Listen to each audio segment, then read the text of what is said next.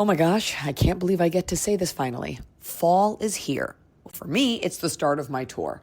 And it's the start of cozy season, which means it's time for me to slide into some Bombas. And you know Bombas because I talk about them a lot. They are very comfortable socks, and they're all made from premium materials that actually make sense for this time of year. Think merino wool that keeps you warm when it's chilly but cool when it's hot. You're running around stage, you know how you run around on stage, or you're on flights, or you're walking around cities. They use Supima cotton. It's stronger, softer, and more breathable than regular cotton. And they even use rag wool, the thick, durable, classic, cozy sock you will want this fall. Cropping out of that boot, going on a hike. Oh, it's just rag wool. Take the picture, Scott. And it's not just socks.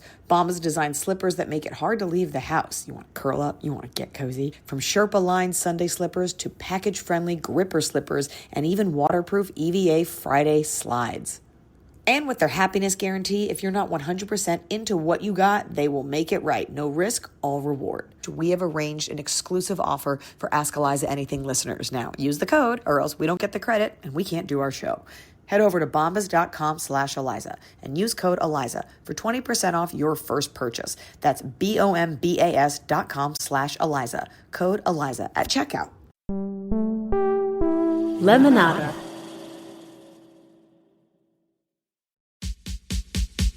Ask me, ask Iliza anything. It's time to ask. Ask me all your questions. Leave them in the Instagram comment section. Leave them on your Twitter or leave them on your Facebook. We'll see them, we'll read them, then we'll give you answers. You know it, I've got it. I've got the answer, you ask me. I'll tell you anything.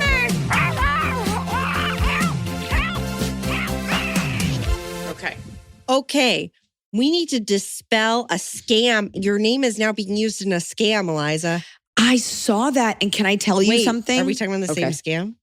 Yeah, we are talking about the same invitation. Scam. The podcast scam, and it's also a scam. I got one of those from Samantha Bee's podcast. From this fake person forever ago. And I think I was having this lovely day yesterday, and we were hosting an event at our house. And, I'm fresh off the high of this movie, and I'm seeing my kids, and I go to my Instagram and I see a message from someone. It's a verified account. It's a guy. And it just says, "This probably isn't you, but just in case, FYI."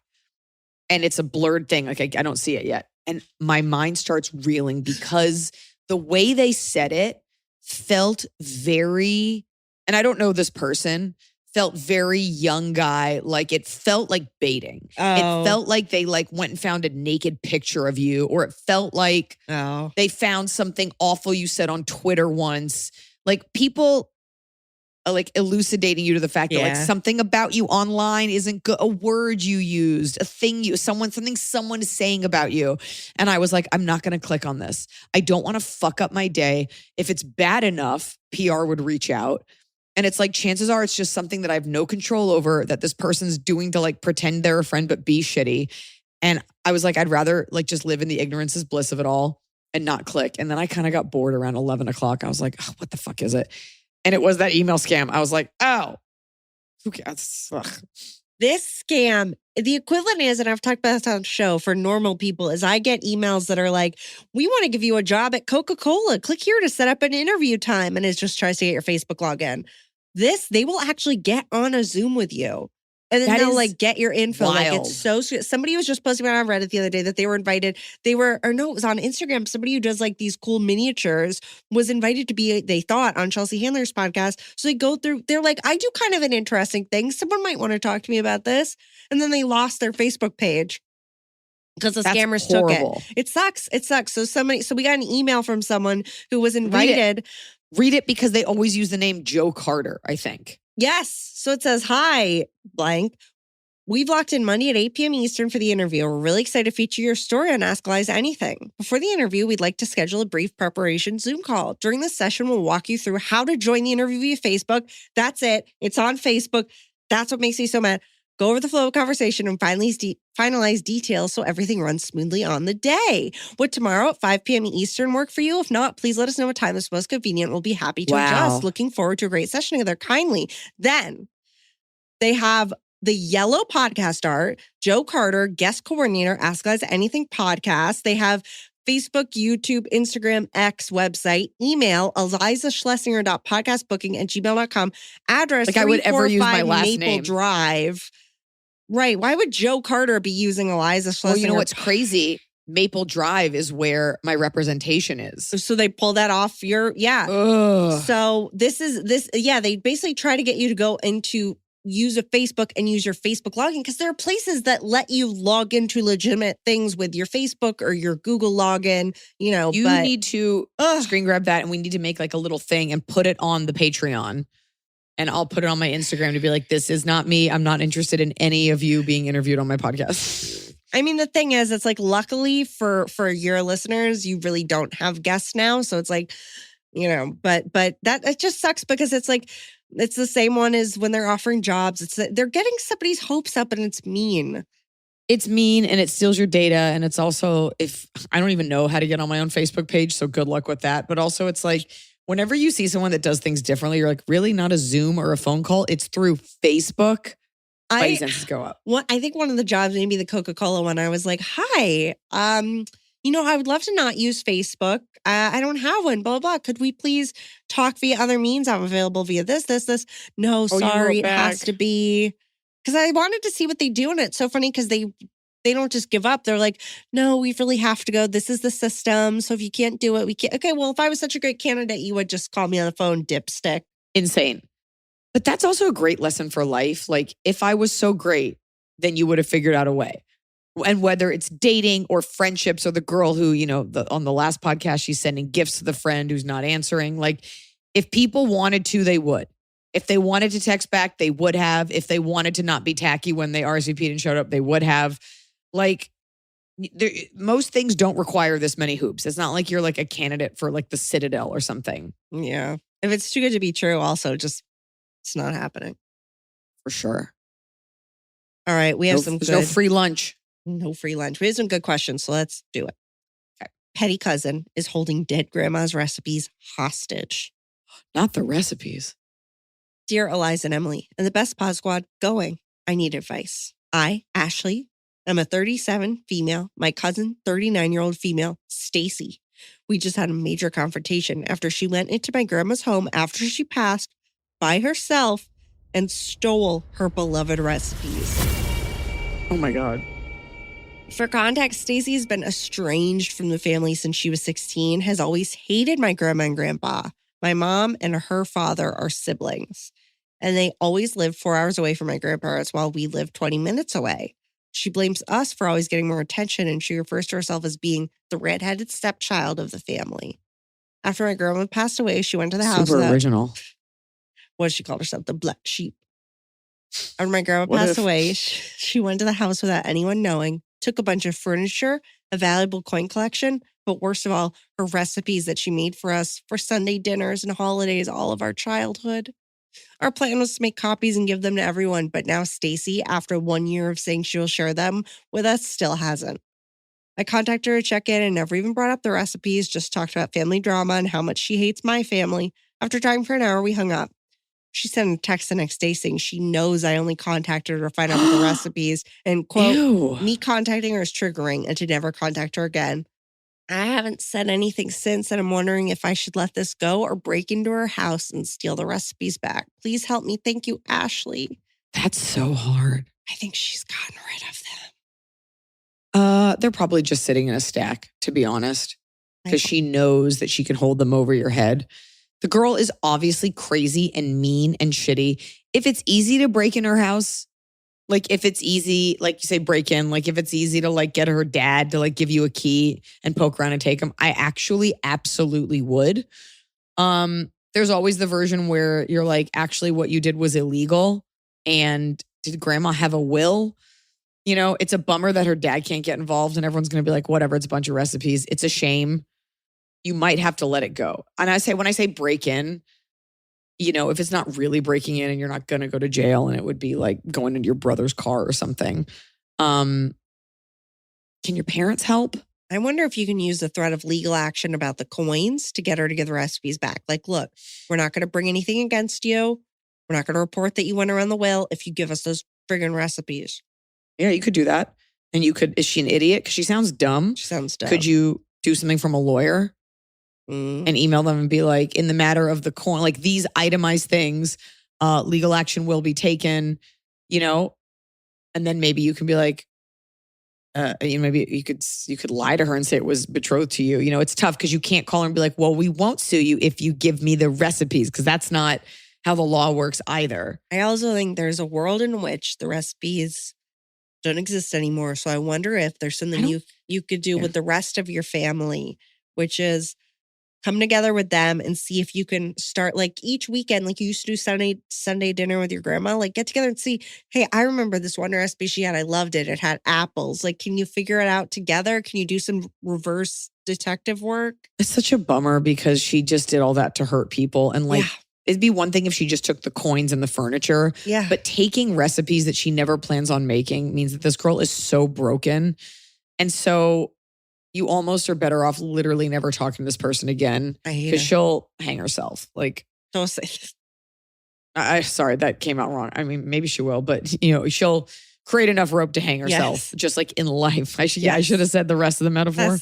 She'll kill herself. No, but she's a deeply unhappy person who is going to be her own downfall. The quicker you can cut this person out of your life who is vengeful and mean, the better you will be. And I'm sorry. And the truth is, no, nothing can replace the memories. And the truth is, even if you did make it again, it would never taste as good because it wasn't made by her. Yeah. So you have that to look forward to as well. If you get him back. I'm sorry. But you have her address. So I would, anytime you fill out any piece of junk mail, always put her address down and her phone number and just make her life a little bit more difficult. Be petty. Is my friendship over because of Mounjaro? Hi, Iliza, Emily, and of course, the hottest of Scotties. First off, thank you so much for all you do. I listen to your podcast every week and find I am learning so much from you, as well as getting a daily dose of laughter. Appreciate both of you. Now, on to my question. I'm a married woman in my early 30s and live in a big city in Europe. I have a friend, also early 30s, living in the same city. She got out of an emotionally abusive relationship almost a year ago, partially with my help. We have known each other since we were teenagers and have been best friends for many, many years. She was my bridesmaid at my wedding. We have generally experienced the ups and downs of life together. Since she broke up with her abusive boyfriend last year, she's been doing a lot to try and better herself. Many of these things are great. She's seeing a therapist. She's building her social circle. She's trying to do things that make her happy after years of being brought down. The one thing she also started doing is taking Mounjaro, as she believes that being thin will help her find a new boyfriend faster. Oh, she was never overweight. She was a healthy, fit young woman. She has lost a tremendous amount of weight and says she's more confident than she's ever been before. I, on the other hand, have been struggling with eating disorders throughout parts of my life. I'm now in a place where I'm accepting my body for what it is. I'm working out, getting stronger every day, learning healthier habits around food, and I'm proud of the progress I've been making. Side note, I've never been overweight, but have struggled with self-acceptance and love. Since my friend told me she's on Mounjaro, I've told her that I don't want to talk to her about it, as I find it triggering to hear about how being thin is the be-all, end-all, and that the only way to feel confident in yourself is being thin. I also told her I will not tell her that I think she looks great when she could lose the weight, as I thought she was already beautiful before and didn't need these injections. It's become a bit of an elephant in the room every time I see her. She's lost a lot of weight, constantly talks about how great she feels. She's starting to wear more revealing clothes and posing for pictures in a way that shows off her now thin physique. I'm happy for her if this is making her happy, but I can't help but worry about the long-term implications of all of this on her body as well as mental health. I've also noticed that I'm falling back into unhealthy thinking every time I see her. All of this together has made me not want to see her, and she's noticed my being distant.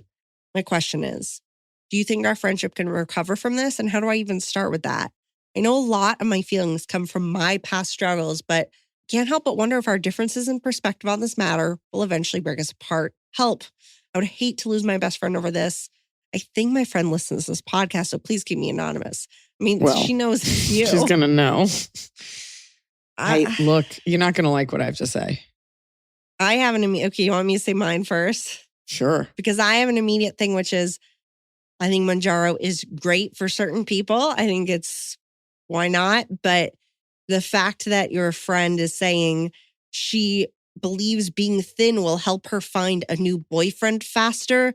That is not the reason to alter your body. Do you know what I mean? Like, if it makes her feel good, great. If she's doing it with the recommendation of a doctor, great. If she is being overseen and she knows the side effects, great. I don't judge what anyone does with their body, but she's doing it from a very unhealthy place. So those conversations with her are always going to be very unhealthy, because it's always going to be like, if I just am thinner, a man will love me. And that's exactly what will trigger you every single time. Having nothing to do with weight, really.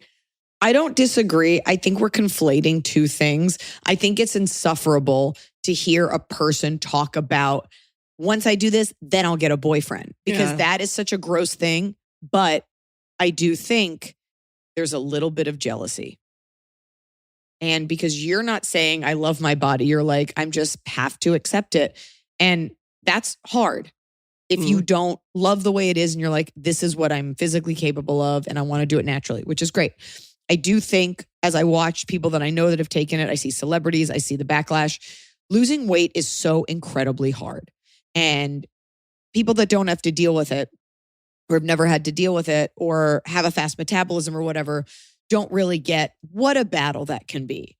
And so there is this like stigma, like, oh, you guys did it the easy way while I'm over here doing the real work. But the truth is, if everybody could be thinner, they would. And you're not allowed to say that, because we're all supposed to love our bodies and be the way that we are and celebrate it. But if everybody had an option, you would be a little bit closer to what society says. And when you can't, then all you can do is love your body. So I do think there's a little bit of frustration that she got these quicker results. But I think so there's that. And I think you have to acknowledge deep down that. And I don't know what either of you look like. You both could look totally fine. And she sounds a little insufferable. So I think what you're annoyed by, and I hate the word triggering, because we don't get to go through life deciding how other people are going to act, and we have to control our actions. And I don't know, it makes it sound like you're powerless, which you definitely are not, just based on all the work that you've done. I think what you're annoyed at is her equivocation with, I'm thin, therefore I will be worthy. Look how great I look, and talking about it. Because if you were overweight, it would be really rude to do that, because it's rubbing it in your face versus her just being fabulous. So I guess I wonder, is she rubbing it in your face, or was she just able to do something that you're not able to do and that kind of bothers you? And I'm asking you that as like a very real question. Yeah, our question asker admits that they're not happy really with their body. They've never had that self-acceptance. Now this person's like, I love myself so much. Look at me go. Look at me be thin. It's like, all right. Can we talk about something else? It just sounds like she's like a little insensitive. And it's like, but what is the appropriate amount? Right. Which is a horrific combination especially for women. Yeah. I mean, men too, but it's a horrific combination. What's the appropriate amount of celebrating she can do, of, and of self-love that she can express, of vulnerability? Here's what would rub me the wrong way. I don't think it's real self-love. Do you know what I mean? Like, if I thought my friend genuinely was now happy with themselves, I would be, I think, feel better about that. But it's also not for us to monitor. No. Like, as women, it's always like, and I hope she's doing it. I used to have this joke that was like, when women are really thin, other women will be like, I'm just worried for her. It's like, no, you're fucking not. You just don't like that she's real thin. Yeah. No, I don't disagree, but I think it just is double annoying when I don't think this woman is even particularly happy, even on Mounjaro. Like, she has wounds deeper than Mounjaro can heal. She does, but it is amazing what adhering to a social standard will get you in the meantime. I think that's fair. I mean, I'm not going to lie. Like, when every few months I get like, I feel very compact. You eat a little bit, you drink a little bit, you kind of go, and I love the way my clothes feel, and I like the way that I feel. That is a value to me. Some people it isn't. And some people look great a little bit heavier. Some people come from a culture where like that's the look and it's celebrated. And we live now in a time where more bodies are accepted than ever. And I come from the 90s, and this is just how I choose to be. And I like it. I like these constraints, and I'm not by any means anorexic, and I like working out, but I'm actually not willing to do anything beyond a few hours of Pilates a week. I eat all my normal food and stuff like that. But like, thin culture is very real. And We all have our values and what we think will make us beautiful. Some of us get plastic surgery. Some of us get injections. Some of us color our hair. Some of us are obsessed with being thin. It's kind of shitty to judge it because it's hurting you because it's making you feel bad. You have to find a way to not let it. What's bothering you, though, is how insufferably insecure she is. So I think you just need to parse these things out. Yeah. What would end the friendship is if she is endlessly talking about getting a boyfriend. That's what would end the friendship for me. How do you feel about, can our question asker, or is this a set a boundary of look, I mean, it's annoying because the people talk about yeah, you can set a boundary. No one has to listen to you. You're not the emperor. But if you're look, I don't want to talk about weight. Can we hang out and not talk about it? If this friend does not listen to that, if you say it is triggering to me when we talk about weight and your friend is oh, that's all I want to talk about. You do have to end the friendship to an extent, I think. Well, because if it's not fun, if it's not a mutually fun hang. But is there a difference between her expressing how good she feels, whether you believe it or not? Because I think that's a lady doth kind of thing. You're do you though? Why are you telling me? It's also, I'm a very confident person. I feel great about my body. I don't talk about it with my friends. I'm never and I look so toned today. And I feel so thin today, especially to a friend that's bigger. I'm always very sensitive to even if I have a friend who's single for a long time and Noah comes up to kiss me, I'm just don't make a big thing in front of. Get out of here, Noah. So it does sound like she's being insensitive.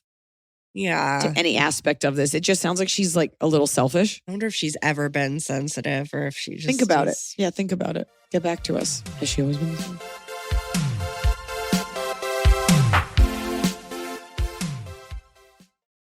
At JLab, they believe in amplifying every version of you through superior audio technology, innovative design, and unbeatable value. JLab's diverse range of headphones and earbuds are engineered to deliver exceptional sound quality, catering to your unique lifestyle and musical preferences. Whether you're a discerning low music lover like me, a fitness enthusiast, also like me, JLab's cutting-edge audio performance ensures your playlist sounds just as the artist intended. And as you want it, from crystal clear highs to rich deep bass so you can experience my voice.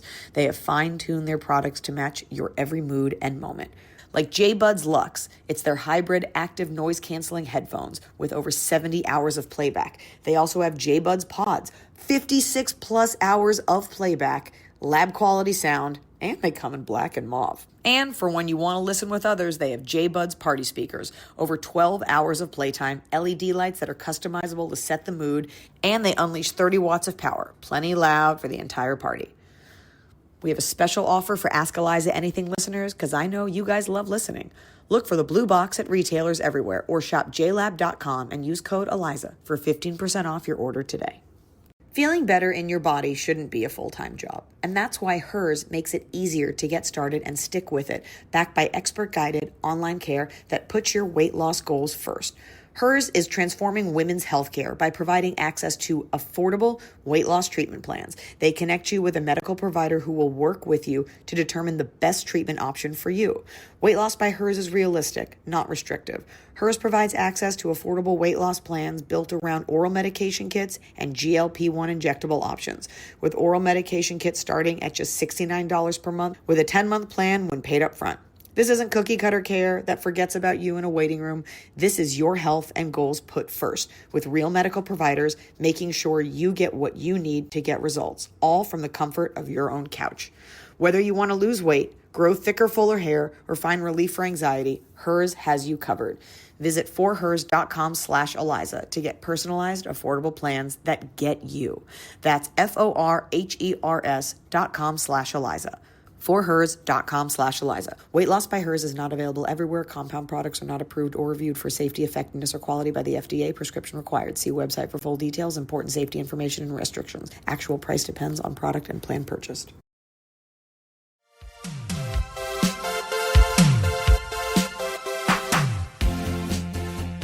All right, let's do confession. What'd you call it? We have confession. Confessions. I feel like, have I talked about this before? Whatever, it's like when Monica's what does she say? I don't care about friends at all.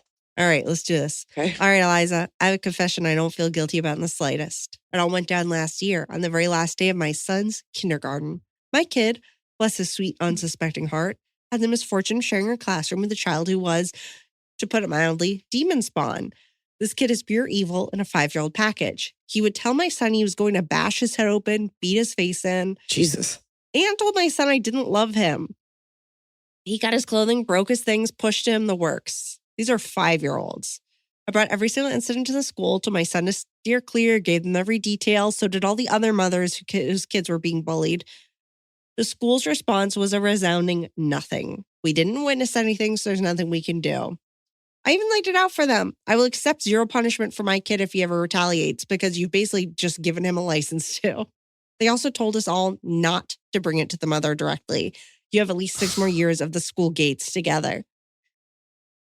Towards the end of the year, I heard through a friend, her kid was also being tormented, that the bully's mom had been pulled into the office and came out looking confused. She even said at a birthday party while the bully was busy pushing other kids. Who invited this kid to a birthday party? I know. He's never rude at home. I don't understand. So they did tell her, but nothing changed. So last day of school, it's packed. All of us parents are stood by the gates waiting for the kids to spill out. I'm standing near, but definitely not next to the bully's mother. And then it happened. The kindergartners were let out, and the bully decided to take the longer route to his mother, which by some divine intervention led him directly in front of me. It was my shot, my one perfect chance. As the monster ran past, I slowly, ever so gently lifted my foot. Just a little, a subtle, barely perceptible raise. The bully went flying. Oh, that's awesome. Full face plant. I feigned shock and looked around with wide, innocent eyes and said, "Oh no, are you okay? What happened? You should be more careful." The kid knew. I knew. He looked at me with pure accusation, but who would take his word over mine? There were, after all, no witnesses. And the best part, it worked. The little monster has left my son alone all of first grade. My husband says I shouldn't have tripped a child. I say the bully shouldn't have messed with my kid. 5 out of 5 experience, would highly recommend. It's a victimless crime in that you don't really know that victim. That baby, that 5-year-old. You know what it's like? Remember Tar? Oh, where she threatens the kid. She's like, "I'm her father." I'm her father. She's like, "What?" I honestly, if my beautiful child was being harassed, but I thought you were going to say you leaned down and you were like, "You touch my kid again and I will fucking kill you." And no one will believe that I said this to you. Oh my God. That's great. That's a good one. Yeah. That was a really good one. That's the juiciest one. That's the best one we've had. I mean, oof. I do tripping a child. Let's go. All right, we'll do another one. Let's fucking go. Okay. Hi, crew. Longtime fan, ultimate demographic listener, female, lesbian, engaged nurse, studying post-grad in nursing. This is, if someone was like, Thank can you define your prototypical fan? This is them. This is it. I'm writing in to confess something. Please keep me anonymous and call me Jordan. Okay, Jordan. I recently left a position as a nurse in community to go back to hospital nursing. My annual holiday leave banked hours were going to be paid out. I phoned pay office and asked if I could transfer half of my hours to the new position instead of having it all paid out. I'm in my new role for a few weeks now and can see they have transferred half of my banked leave. But my confession is they also paid out all of it as well. And I haven't informed them of their $1,000 mistake, almost 4, in fact. Sincerely, Jordan, who's busy planning their next holiday. You know, when that girl who stole all the money from the Broadway code for those plays. Yes, you had an update and I get you. No, it was, I listened to my answer and I was like, it's not great. You can't steal. But then I was like, or whatever. And my mom was like, it's not right. And she's right. It's never good to steal. I don't know. It's tough when I think about institutions that like routinely, like hospital bills are exorbitant. And I don't know. You should report that. You should, I guess. The what reason am I supposed to say here? The only reason I report that kind of thing. She's not asking for advice. Oh, yeah. She's just confessing. So it's not up to us to judge. My concern would be they'll figure it out eventually and come clawing it back. Yep. Yeah, it's going to look really bad. I don't want it taken from me later. Yeah, better to do it now before it burns a hole in your bank account. Yeah. She's like, well, I'm not gonna. And you change a bed. I like that we're like, you shouldn't take money, but you should trip a child. It's different. It's different. If a 5-year-old's going to bash someone's brains in, I mean, wasn't that what Big Little Lies was about. Shitty. Yeah. The kids are just shitty from the start and the parents are shitty. It's like every time there's a school shooter, the parents are always like, I had no idea. What? I had no idea because I never checked in to see the bullshit the manifesto my loser kid was writing. I just bought my son all these guns for every All these holiday. guns. I thought Those we parents shared should go to something in jail. common. You know what would change guns in our country real quick is if the parents went to jail, the negligent parents. That would be very interesting. Actually, what would change it is if just the fathers went. You would see gun reform very quickly. Yeah, they don't really care if the moms go. Although they'd still be like, well, I'm a good one, so you're not sending me to jail. Just like the people that get deported who voted for Trump. But they're like, I thought there was a list of people who voted for him that would get to stay here. No. Yeah, Emily, you always make it political. You always bring up your religion. My religion. What's my religion? Me. Pray at the altar of me. No. Funko. I don't know. No, how dare you? I have more refined taste than that. What's it called? Endless Banundu. Sleepless Grumpeepee. I do now have 3 of those. Okay. Hello, AI crew. Am I the hiney hole? The hiney hole? Yeah. They don't want to do AITA. Me, 34, female. Gross. Okay. Was waiting in a restaurant to pick up my food order, minding my own business, when an older lady, probably mid-60s. Wait, okay, I have to talk to you about something, Iliza, real quick. About age. At the convention, there was a part of the convention that was like, get off my lawn contingent in the parade. And to be now in my 30s, I'm 34.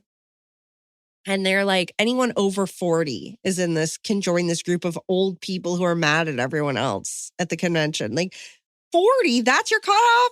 That feels so young now that I'm in my 30s. It's young, but not to a 20-year-old. No, right. So I'm just like, Welcome to the group. So this person saying, well, it's more about getting old enough to be like, I pay taxes and I'm starting to see the bullshit and I'm watching this younger generation. Yeah, get the fuck off my lawn. No, you can't set up your pop-up here. No, but 60s, when our question answer says an older lady, probably mid-60s, I was thinking like, that's kind of like yeah, I guess now older to me is like at least mid-60s. Need to get over the word older. Older than. If you're 35, you're older than 34. It doesn't mean you're old. Yeah. It is a descriptor. Yeah. Older than. Probably mid-60s, walks up to me, grabs my arm, gets about 2 inches from my face and says, oh, honey, you need to smile. I look her dead in the face with no expression and say, I am smiling. She kind of takes a step back, then throws her hands up and yells, oh, forget it. Slams the door open, gets halfway out, then turns around and says, this world is just so evil, as her friend tries to usher out the door. I respond, Jesus, you don't have to be such a bitch. Jesus. She proceeds to stomp out. I know. Of course, her car is parked right outside the front door. I can see her clearly talking about me. I get my food, and as I walk past her, make sure to not even glance in her direction. She says, that girl has an evil soul. I kept walking and said, fuck off, got in my car and left. Okay. I've been told to smile many times in my life due to my RBF, but never by a woman, and never with that reaction to my go-to, I am smiling. Most people laugh it off and keep it pushing. What does this lady expect? You got in a stranger's personal space and said the one thing all women hate. I'm sure she prayed for my evil soul at church the next day. Am I the asshole? You were just standing there and she just walked up. Told her to smile. Said, oh, honey, you need to smile. And our question answer clearly has very intense RBF because they have like a go-to line that they use when people are like, hey. But then our question answer was like, whatever, bitch, which is like, all right. I guess. I mean, it's bizarre to go up to someone. It's bizarre to engage with a stranger for no reason. This woman's It's crazy. not like you said something to her. I don't think that woman's crazy. I think she was just thought she was spreading joy or something, or thought it was like a harmless interaction. But I will tell you, to be like half cocked all the time is exhausting. And like cursing at a stranger is it's a bold choice that movies have normalized, but like hearing fuck you from a person you don't know is a wild thing to experience. And I would just, for whatever it's worth, just remember that people are not only harmless, but maybe unhinged. To me, it wouldn't be worth it to even engage. If somebody walked up and like, honey, you need to smile, I'd just be like, okay. And I would back away. Yeah. Because I'd be like, what does it take mentally for someone to think that they can just walk up and say something as, I guess, quasi-abrasive, but in its best version, like sort of benign and toothless, but also offensive? Like, I would just immediately, maybe it's a comic, I would immediately clock that this woman was just like taking the tone wrong. I wouldn't have the energy to care. Yeah. I wouldn't. I would just be like, okay. And if she says something else, I'd be like, are you good? Yeah. Like, I'm done with this. Like, I would just do everything to deflect because people are crazy and they carry guns and people do weird things. And like, it's just so like the more you have in life and the more I get, the more I'm like, it's so not worth giving any time to the majority of people. I also don't think it's you don't need to fight back as much when you're kind of when you're the majority. So like the fact everybody don't need to fight thinks, back as much. Everybody thinks it's annoying for someone to tell you smile. Anyone who saw that interaction thinks she's wrong and you were right until you started fighting with her. But like until you called her a bitch, it's just like, well, why are you angry? Like that's so that to have that ready is so unnecessarily tough, I guess. And by the way, this is coming from someone who has literally started a fight, like a physical fight from stage. So I'm just saying this as your older sister, be more like water. Yeah. Just try to avoid the bulk of people while you're out. Or go Yeah. to St. Louis where everyone's nice.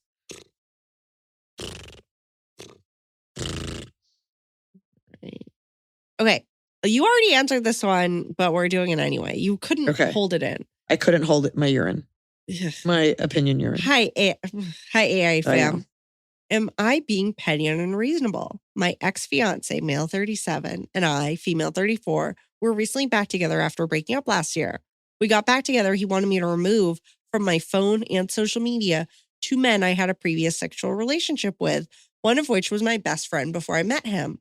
I asked him to remove a woman he got together with while we were broken up last year. He refused. Keep in mind, he gave this woman my engagement ring and sent me a video of them having sex. Keep in mind, that's so illegal and out of bounds. Yeah.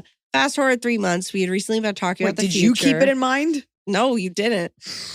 We've been talking about the future being together, so I asked again for him to remove her since it makes me uncomfortable. He got defensive and refused. I no longer want a relationship with him because of this. I feel disrespected, and I've since told him it's over. He has told me this is petty, and I clearly don't care about having a partnership in real love. Am I in the wrong year? You can use my real name. This is Cheryl and Iliza. You said, I can't hold this in. Run, do not walk from this person. This is all bananas. Cheryl, this is full bananas. Like everything that you wrote is bad. Everything, like, fine. You were engaged and you broke up. Okay, that's not a great sign, but fine. Extenuating circumstances. Gave your engagement ring to someone else, filmed them having sex, gave it to you. But even if none of that happened, controlling someone, not trusting someone, I don't know why you guys broke up. Obviously, there's a trust issue here. Controlling someone enough that you are dictating who they can be friends with because they're insecure is crazy. And let's say that's fine. The fact that he also wouldn't do it and was like gaslighting you about it. How hot is this guy? Or how ugly are you that you're like, I'll take it. Please do not be in a relationship with this person. Also, he's sending a video of you to people. Even if he's not, like, that's such a disgusting thing to do. Like, what man is like, if I do this, maybe she'll want me back. Like, maybe just because he's stupid, you shouldn't be with him. But like, I guess my question to you is like, what about this person is appealing? Like what you wrote, like, where are we supposed to be like, no, you should really give it a second chance? Like, that's crazy. Yeah. Come on now. That's what this podcast is all about. Yeah. Hi, Emily, Iliza, and the AI crew. I'm 28, moved out of my parents' house 2 years ago. It was very toxic living there, so I moved in with my boyfriend of 2 years. I hope he was your boyfriend of 2 years when you moved in and not now. And now it's 4 years. Growing up, it was very much, you're the kid, we're the adults, and some constant verbal abuse. They never made any effort to change this dynamic. My mom does reach out to make plans, but very few and far between. I've told her I want a relationship with her, but she prioritizes work. The relationship with my dad is strained from the abuse. He knows us, but makes no effort to repair or have any relationship with me, despite claiming to other people that he does want one. I have been in and out of therapy. While I know this term is used a lot, my dad does show narcissistic tendencies, a therapist I had also believes my mom to have narcissistic tendencies as well. At a recent family event, my dad dropped the news that they want me to pay them back for the total cost of the car they bought for me. They did not say this when they came home with the car, and I've been paying them the monthly payments since I moved out. There was no question about my finances or how I was doing since I'm living with my boyfriend now. Show me again they don't genuinely care. The friend told me I shouldn't pay it since there's no legal obligation and to instead cut ties with them. My question is, would that be an overreaction? You don't really add anything to my life. We rarely talk. It just hurts that they make no effort to fix our relationship. Some big sister advice would be greatly appreciated. You left the house 2 years ago. You make payments to them for the car. Yeah. So they want to pay back the total cost of the car they bought for me. I've been paying them the monthly. I assume she's Why are paying you the monthly like title and whatever, like the you know what I mean? Or I Like wonder it's if they leased? I wonder if they just put the down payment and she's been paying off the installments. But if they gave you the car and there was no expectation, I don't understand what you're paying if they gave you a car. Like, I don't understand what the conversation was to even begin those payments in the first place. Let's skip the car thing because I don't understand how car payments work. So no, I mean, if maybe they leased it and they were paying it and you've been paying the lease, maybe they bought the car and you're just paying, who's the name is on the title. Or that feels weird. No, I need to know more about this car thing. Okay, but also, you think your dad's a narcissist. You think your mom's a narcissist. You feel that they've abused you. You moved out 2 years ago. You don't feel like they've made an effort to maintain a relationship. Well, what do you want out of a relationship with them? Do you want them to be different people? Well, I think also what hurts is that they haven't made an effort. They're like, but P.S., we want you to pay us back for this car because you hurt us by moving out. If your parents are real narcissists and not the internet diagnosis of narcissists that women do, because like for anyone that disagrees with them, you're never going to get the relationship that you want. So you're going to have to learn to appreciate it in the form that it's in. You want your parents, especially at this age, to become different people. They're not going to, but at least you can be heard. That's what you can do. You can sit them down and be like, I need to talk to you. And it doesn't matter how much sinks in. I think there's a great power in expressing yourself and do it calm and collected, write it as a letter, rewrite it, and give them and just say it. Because something might settle in, or your mom might be like, I didn't realize you felt, maybe only one of them's a narcissist. I didn't realize that you felt that way. I'm sorry. And to Emily's point, like, what is it that you want? What you want is them to have changed the way that they were in the past and not be narcissists and not be shitty. You can say moving forward, like, I won't accept you talking to me a certain way, and be like, and I would like a relationship with you. Because there's the version where they were shitty and maybe their parents were shitty to them and they don't realize the damage that's been done. And it might be worth just for your mental health expressing that. Yeah. It sounds like there's not a lot to save here, which I think is always tough to realize. Maybe there's so many shitty people in the world. Not all of our families are any good because it's like, you're always like, well, it's my family. I don't know. Some of us have shitty families. You want them to be different people. And so so like I said, you have to think about what you want within reality and then tell them what you want. I want to be able to have dinner with you guys and have you not call me an asshole. And if you do it, I'll leave. Yeah.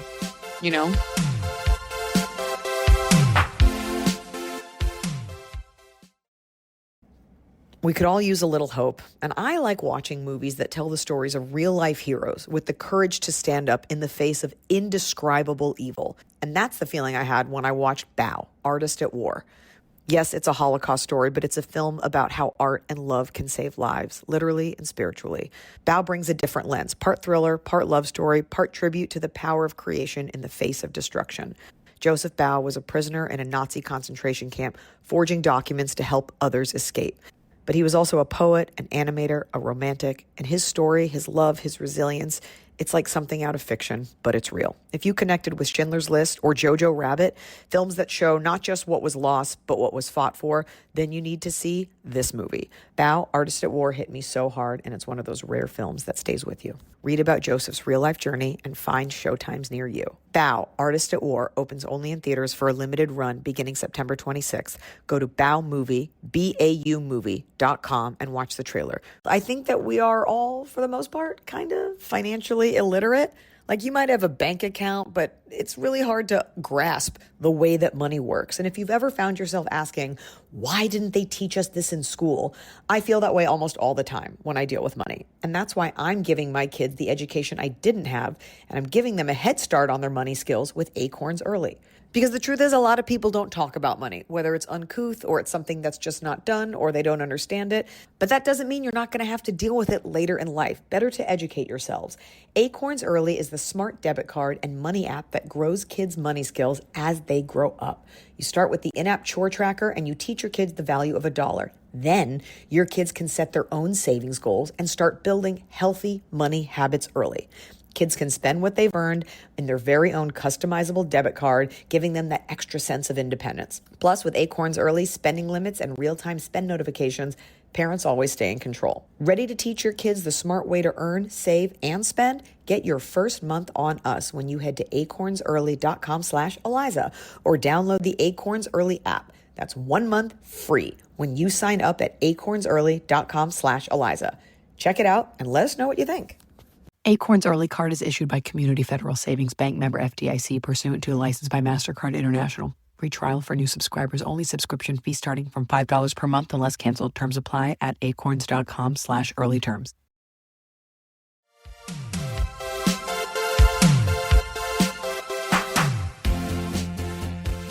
All right, we got a spam email I want to read you because it went to us and about 1,000 other people. The anticipation is becoming unbearable. I'm on a case and I need to search for clues. The case, my own pleasure. I'm Doris McTigue. Stripped down with a flashlight, examining every clue of my crime scene. The evidence is mounting. I could use an assistant. Want to be my deputy? If you want to join the investigation, the case files are open at this precinct. And then there's a link I'm not going to clip. The mystery deepens. Yours, under investigation, Doris McTigue. I'm kind of like the mystery angle if she wasn't trying to also hook up with us. What? I don't even know. What did you just read to me? Was that like an AI in like a sex mystery? A spam email we got from red/down.0217_k at i.softbank.jp. The old SoftBank trick. Can we call this episode Doris McTigue? Yeah. What's the angle here? Because I get the anticipation is becoming unbearable. The case, my own pleasure. But then she's just like, do you want to be the deputy? Here's where here's the precinct. Like, okay, are we doing business sexual. Or what? No, I think we're doing Doris. I want to solve a case. You want to hear the saddest thing? I ordered used. Okay, there are these things called Hunt a Killer, where you can solve a murder. It has all these little clues, like paper, like clues and little bits and pieces. So it takes a while. And then you solve the murder as a family. And then question. Can we go to a question? Just none of the things that have been said in the last 90 seconds are coherent. And the fact that you were like, oh, gibberish, I have something similar. What are you talking about? All right, hold on. Let me go to a new question. Christ, it's an advice podcast. How do you get over association? How do you get over a friend breakup? I like that. Emily and the rest of the pod squad. I like to be kept anonymous, so we'll keep things pretty general just in case. I'm a 21-year-old recent college graduate. I'm starting a 2-year master's program at the same university this fall. My undergrad, I was a 4-year varsity athlete, playing the sport for almost 15 years. My team was a major part of my life. So anonymous, you won't even tell us the sport? Yeah. Probably it's lacrosse. Why? No, I don't know. However, in my last season, I and the rest of my graduating class had a falling out with the rest of the team. Okay. This is incredibly difficult for me, especially considering that for 3 years, my teammates were my family, and I felt personally betrayed by some of the few people I trust enough to enter into my inner circle. Welcome to the real world. Those people are few and far between, so having a few of them screw me over personally was really hurtful. This past year has been a really weird time for me emotionally, losing those friendships, no longer playing the sport, going through the major change of graduating from college, transitioning into post-grad life, and having the remaining friends I hold dearly move away for their future jobs and schooling. And to make matters worse, because I'm staying at the same school and it's a pretty small community, I cannot avoid continuing to interact, at least on a basic level, with those former teammates that I no longer associate with. Every time I see around campus, it feels like I'm reopening a deep wound, even though it's been almost a year since the falling out originally happened. All this to say, do you have any advice on how to get over a friendship breakup? I'm grateful to no longer have these people in my life. When people tell you who they are, you listen. But I still seem to be having a really hard time getting over the loss. P.S. I started listening in 2023, beginning with the very first episode, and now listen to every weekly drop. I love the advice you give and really think you both have your heads screwed on straight. I'm kind of excited, despite the circumstances, to finally have a question for you and would be grateful to hear what you have to say. Thanks in advance, Anonymous. Gosh, I really wish. I need to know what they did. Yeah, I need to know that. And if someone hits someone with a stick. Yeah, we need to know more. Because what you are mourning, like, it's okay to have a weird, bad breakup and still miss the person. Yeah. It sounds like you don't have any closure, or maybe you do. Maybe it doesn't sound like it, but perhaps there was a big confrontation. Both things can be true. You can feel deeply betrayed and be glad to not be friends with someone because it's a bigger headache and it's not, the juice isn't worth the squeeze. But you can still miss the bonds, especially if you played a sport together. Like, those were like your sisters. You were like warriors in battle together. And that camaraderie is so hard to replicate. And you would have lost that regardless because you're not playing a sport anymore. And I think also the loss of playing a sport. I still have dreams that I am missing lacrosse practice. Like, that's how I thought of lacrosse, because that's a sport, only sport I know because you play it. I don't know. So, but we would like to know what happened. It's also just part of growing up. And you don't have it's also weird to have a thing, a constant, a consistent, a community, and then it's gone. And so you're just going to have to lick your wounds and just kind of rebuild. And you're there to get that graduate degree and you see them. Hopefully you're at a place where you can at least wave and say hi. Is there a version where you write to them and you're like, hey, it's been some time. Wouldn't mind seeing you girls again. Like, is the door open or was something crazy done? That's why I need to know what was done. Because sometimes it's the fear itself. Having reconnected recently with a friend where we just like stopped talking. You're like, I guess it was okay. We just needed some time. So I'm very fascinated by the fact it sounds like her and her cohort, like the people who were seniors, had some sort of falling out with the younger people on the team. So it sounds like it wasn't personal to our question asker, but there was a bigger betrayal. And you're left there now and everyone else is gone. Is gone. You don't want to be as left holding this torch and like literally no one cares. Also, you're older, like move on. Like, just, you don't need to hang out with these younger kids. I'd like to know more. Are you not playing this sport anymore because of them, or it just isn't an option now that you're... No, I think because she graduated. I think she graduated to like college. A rec league? I mean, she can't play with them. If they play for the college and she graduated, I don't think you're legal. Well, she's back at the college as a master. I don't think grad students play sports. It's not allowed legally. Isn't that weird? Yeah. Like no one wants a 25-year-old playing a 19-year-old. Yeah, I guess that's illegal. Somebody could die. Mm-hmm. Let's see. Somebody has a question for Fred. Okay, well, you can ask it and then I can tell him to listen. We'll give him the time code so he can fast forward to his part. Okay.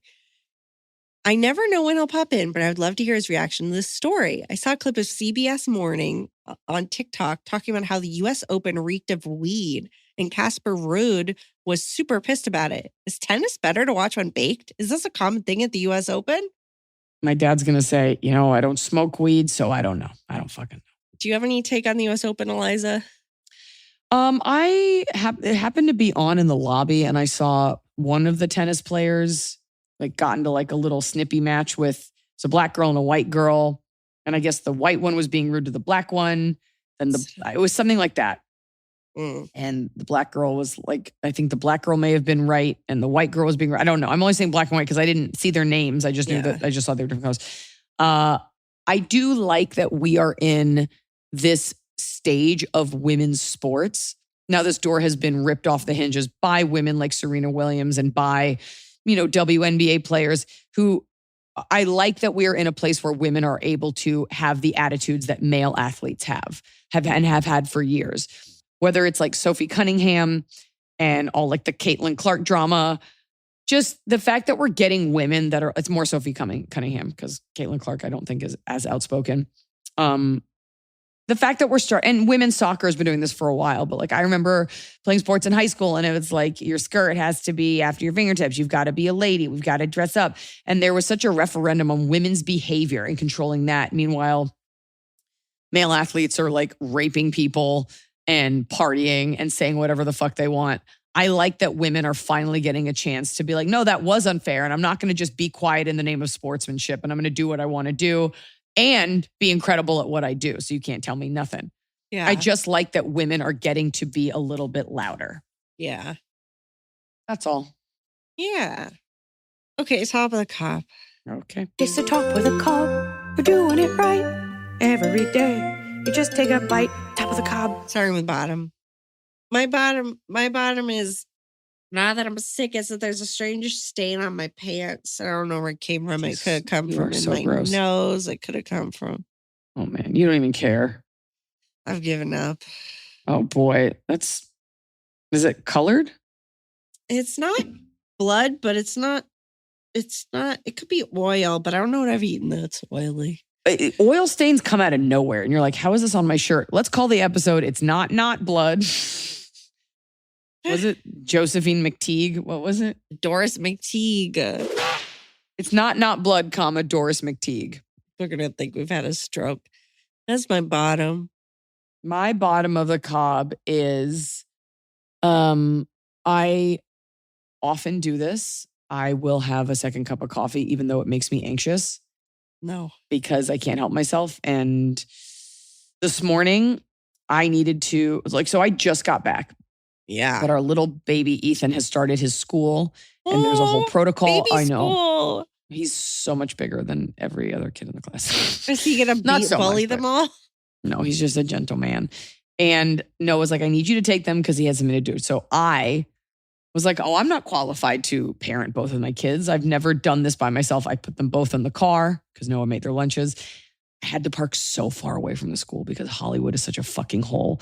And you got to cross a busy street and I get them both there. But then I also had to sit in the classroom because it's he's transitioning. But I had to leave because I volunteered to be a room mom. And then during the room mom thing, I also said I would take an interview to promote the tour. So I was not mentally present for anything. And I had a second cup of coffee. And I'm just mad at myself that I had the second cup when I did not need it, but it was there and it was free. Was it good? I don't know. No. Because I had to use like an oat creamer and that was nothing compares to milk.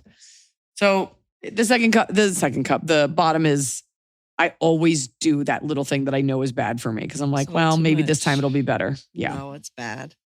That second cup gets you jittery and then you're weird and then you're not present. And then I go too fast and then I introduce myself to a bunch of moms that weren't even in the class. I was just like, hi, I'm Iliza. You're just making friends.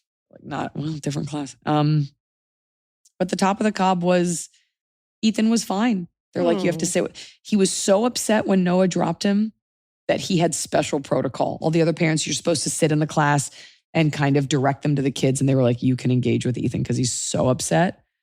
Because he's like, who are all these white people? Where's Myrna? Yeah, where's his crew? But today, I kind of just talked to him. I was like, I'll be right back. You're fine. And I just left. And he was fine. Got toughen up. Little baby tough. Little baby. Little chunky baby man. Okay, bottom from listeners. This is a good one. Standing in line to check out and an associate opens a register.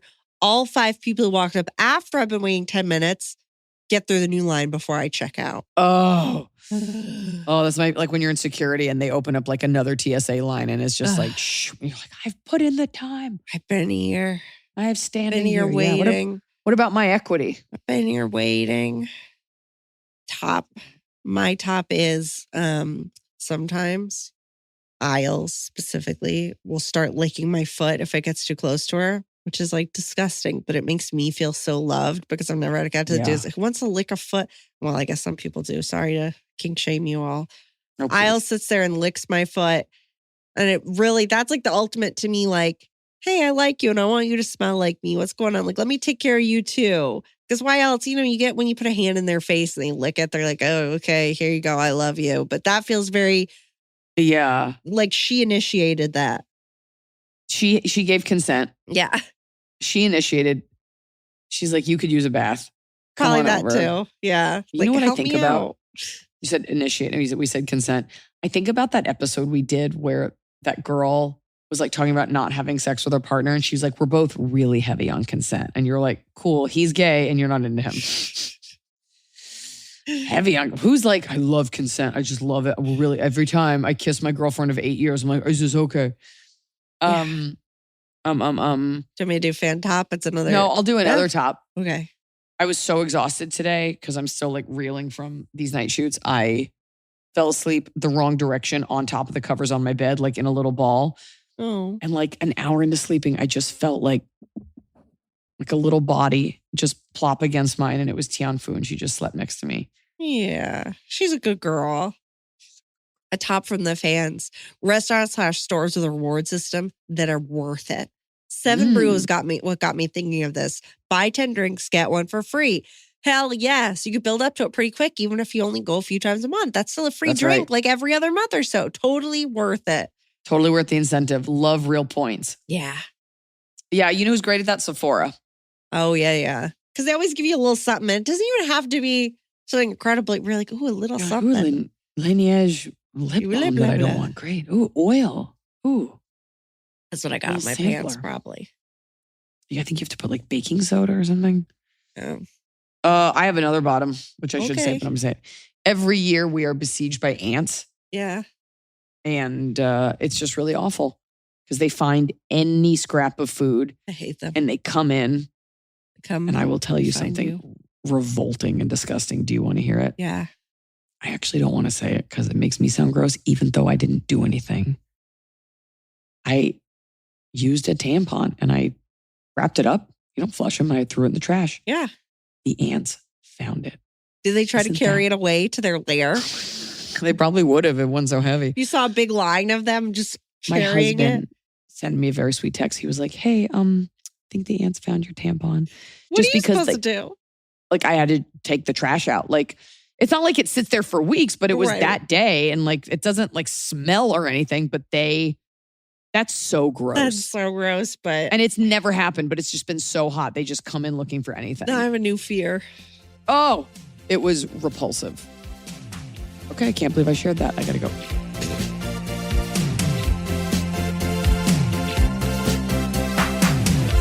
You'll never know when you have to jam.